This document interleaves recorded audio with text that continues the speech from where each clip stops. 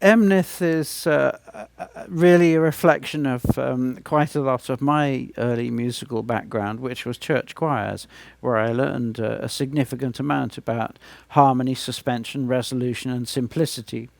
It refers to a place in Norfolk where my great great grandfather was choir master. He was a farmer in the area and eventually had to move out after various agricultural catastrophes. But in England, there's always been this association, I suppose, for those of us who are brought up in Christian backgrounds, the Church of England backgrounds. It's often said that the Church of England is not necessarily particularly Christian. It's quite often just the Conservative Party at prayer. So it's not a tremendously serious thing from a religious point of view, but from a traditional point of view, from an English point of view.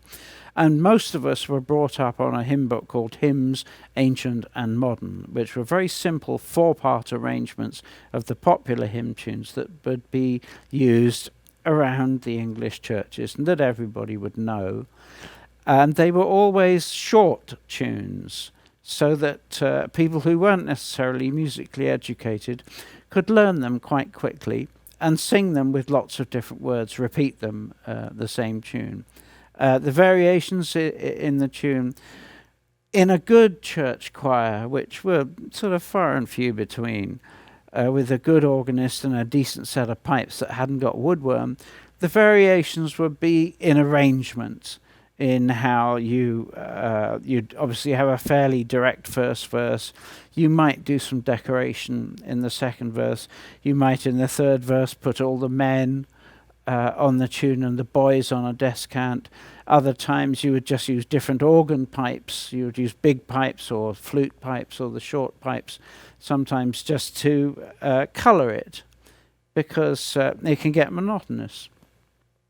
So Emneth came out of a reaction to that, an attempt to reflect it.